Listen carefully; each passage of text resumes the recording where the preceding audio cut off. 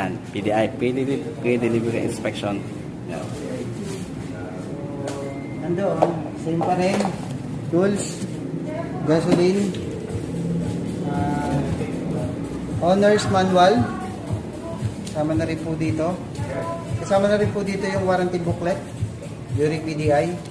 So, every service po, may service coupon po siya. So, ipe-present lang po kay mechanic para po wala silang bayaran sa labor ng change oil and tune-up. Pero pagka may iba pa akong pinagawa sa unit, like nagpalinis ng panggilid, meron na pong additional na labor charge.